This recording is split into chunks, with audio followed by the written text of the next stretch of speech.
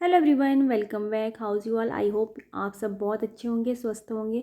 तो आज की वीडियो में हम जो टॉपिक डिस्कस करने जा रहे हैं वो बहुत इंपॉर्टेंट टॉपिक है, that is low birth weight baby. तो आज की वीडियो में हम डिस्कस करेंगे जो लो बर्थ वेट बेबी होते हैं उनकी केयर कैसे करी जाती है, जिनका वजन कम होता है एट बर्थ उन बच्चों की देखभाल कैसे करी जाती है घर पे और हॉस्पिटल में, दोनों चीज़ें हम डिस्कस करेंगे।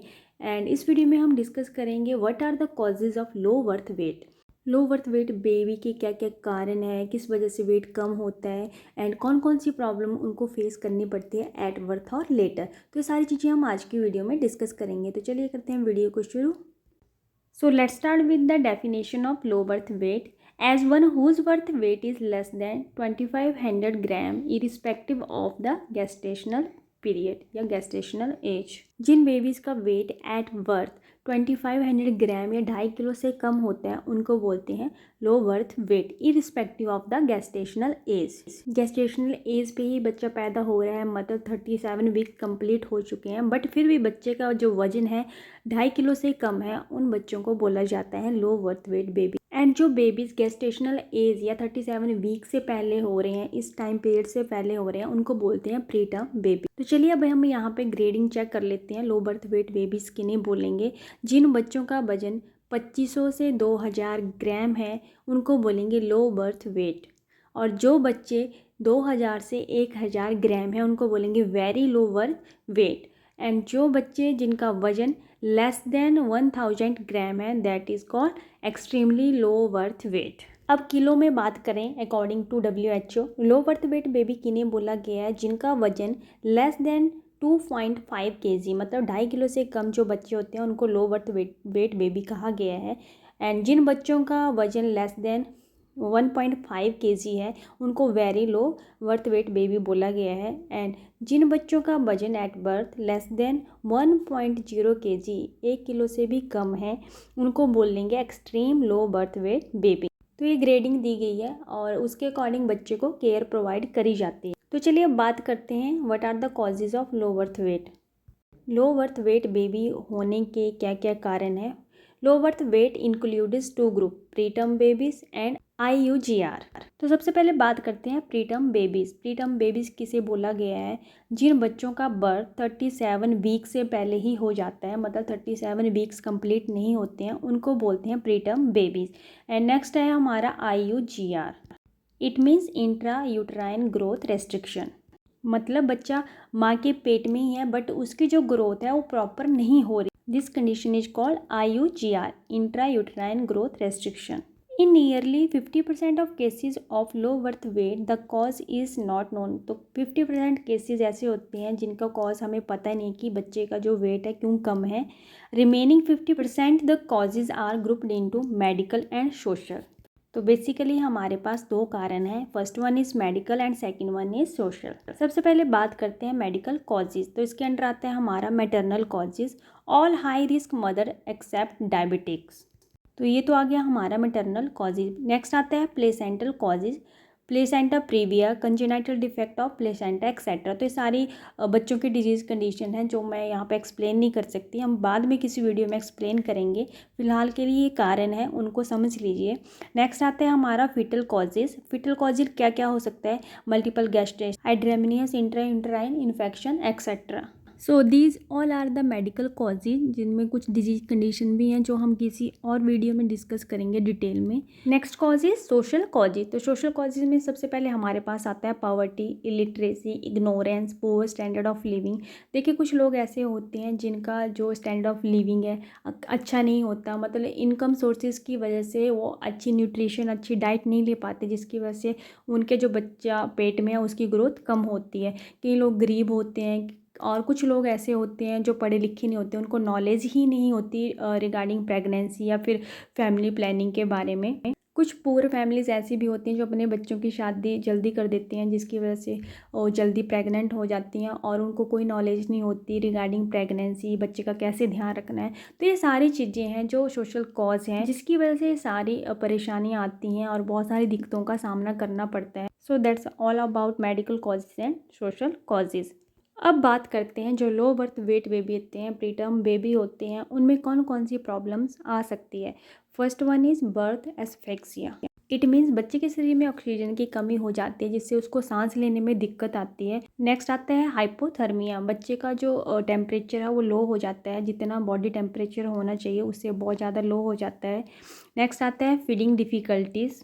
जो लो बर्थ वेट बेबीज़ होते हैं उनको फीड कराना बहुत मुश्किल होता है। इन्फेक्शन के बहुत ज़्यादा चांसेस हो जाते हैं लो बर्थ वेट बेबीज़ में। नेक्स्ट आता है हाइपर बिलीरुबिनीमिया। ये एक ऐसी कंडीशन है जब बच्चे की बॉडी में बिलीरुबिन का जो लेवल है बहुत ज़्यादा बढ़ जाता है। नेक्स्ट आता है respiratory distress. Next one is retinopathy of prematurity, apneic spells. जब बच्चे को सांस लेने में दिक्कत आती है, प्रॉपर ऑक्सीजन नहीं आती, उसकी वजह से ब्रेन डैमेज होने के चांसेस रहते हैं, that is called apneic spells.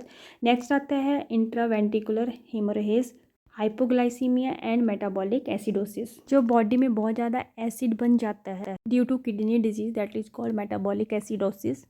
And hypoglycaemia mean जब ब्लड शुगर का लेवल बहुत कम हो जाता है बॉडी में, that is called hypoglycaemia. So these all are the problems of low birth weight babies. अब बात करते हैं मोस्ट इंपॉर्टेंट टॉपिक की, that is care of low birth weight babies. Low birth weight babies जो होते हैं उनकी कैसे केयर करनी है, तो ये डिपेंड करता है टोटली बर्थ वेट पे। बेबी का वेट कितना है तो उसी हिसाब से ही बेबी को केयर प्रोवाइड करी जाती है। देखिए, अगर बेबी का जो वेट है 2 से 2.5 किलो के बीच में है, then require special care at home, तो हम घर पे बच्चे की केयर कर सकते हैं। अगर बच्चे का वेट 2 किलो से कम है तो उसको हॉस्पिटल की ज़रूरत है, require special care at hospital. आगे बात करते हैं, अगर बच्चे का वजन लेस देन 2 kg और ग्रेटर देन 1800 ग्राम एंड बच्चा स्टेबल है haemodynamically, then requires kangaroo mother care. तो चलिए इनको वन बाय वन डिस्कस करते हैं, special care at home, special care at hospital and kangaroo mother care. सबसे पहले बात करते हैं स्पेशल केयर एट होम। तो इसका क्या प्रिंसिपल है? Prevention of infection, prevention of hypothermia and correction of mall nutrition. तो चलिए सबसे पहले बात करते हैं प्रिवेंशन ऑफ इन्फेक्शन। इन्फेक्शन को कैसे प्रिवेंट करना है? First one is gentle and minimum handling, handling with clean hand, room must be warm, clean and dust free and immunisation at right time. तो ये सारी चीज़ें हमने करनी है, हैंड वॉश करने हैं प्रॉपर्ली, बच्चे को अच्छे से हैंडल करना है, बच्चे को अच्छा एनवायरनमेंट देना है, उसमें डस्ट नहीं होनी चाहिए, रूम क्लीन होना चाहिए, वार्म होना चाहिए, और जो उसकी इम्यूनाइजेशन है वो राइट टाइम पे देनी है। तो ये तो हो गया हमारा प्रिवेंशन ऑफ इन्फेक्शन।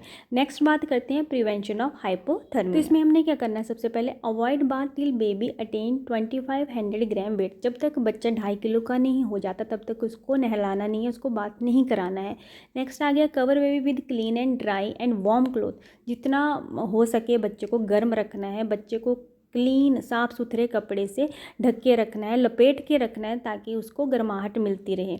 नेक्स्ट आता है bottle filled with warm water and covered with thin cloth are kept on both side.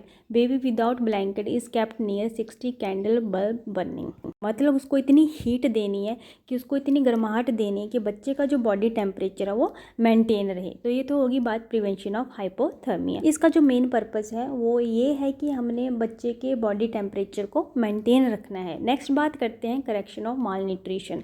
As low birth weight babies can not suck milk actively, it gets tired faster, so frequent breast feeding must be given almost every alternate our.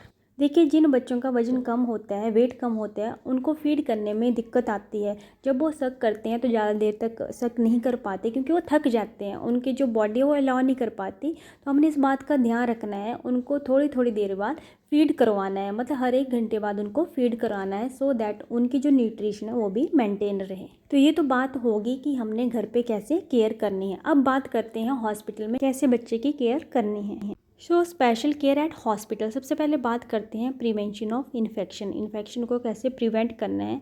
Prophylactic antibiotics to prevent septicaemia, separate nurses for feeding and toilet attending, barrier nursing to prevent cross infection. High threatening जो infection है उससे बच्चे को बचाना है and separate nurse रखनी है बच्चे को फीड, टॉयलेट, जो भी बच्चे की केयर है उसके लिए, और इस तरीके से इन्फेक्शन को प्रिवेंट। नेक्स्ट आता है prevention of hypothermia. Child is kept under incubator, it maintains the temperature, humidity and oxygen supply till weight increase to 2 kilogram. बच्चे को इंक्यूबेटर में रखना है सो दैट उसका टेम्परेचर और ऑक्सीजन सप्लाई जो है वो मेंटेन रहे जब तक उसका वेट 2 किलो का नहीं हो जाता। नेक्स्ट आता है careful monitoring of oxygen supply, low oxygen hypoxia and cerebral policy and high oxygen retinopathy of prematurity.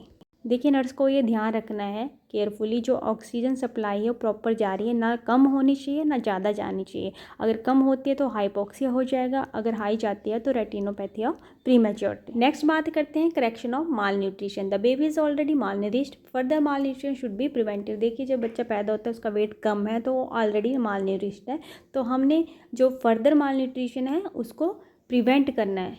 Tube feeding is done because baby is in incubator and it is too young to suck mother's milk। बच्चे को tube feeding करानी है because बच्चे को पता है सक कैसे करना है। So this is all about special care at hospital. Next आता है हमारा कंगारू मदर केयर KMC।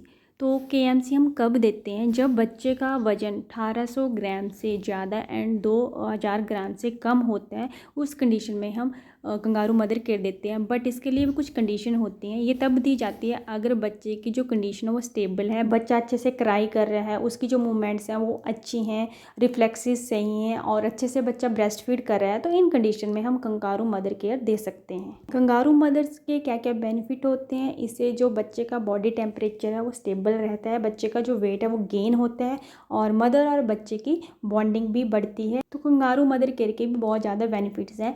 तो इस पे मैं एक स्पेशल वीडियो बनाऊंगी अलग से KMC के ऊपर, कंगारू मदर के ऊपर। तो यहाँ पे सुपरफिशियली मैंने बता दिया। So that's all about today's topic, low birth weight baby. Low birth weight baby किसे कहा जाता है और जो लो बर्थ वेट बेबीज़ होते हैं उनकी कैसे केयर की जाती है। सो ये आज की वीडियो में हमने डिस्कस करा। आई होप ये वीडियो आपके लिए हेल्पफुल रहेगी। अगर वीडियो अच्छी लगे तो लाइक शेयर कमेंट जरूर कीजिएगा। अगर चैनल पे नहीं आए हैं तो चैनल को सब्सक्राइब जरूर कीजिएगा। स्वस्थ रहिए, खुश रहिए। मिलते हैं नेक्स्ट वीडियो में नेक्स्ट टॉपिक के साथ। तब तक के लिए bye bye, take care, thanks for watching.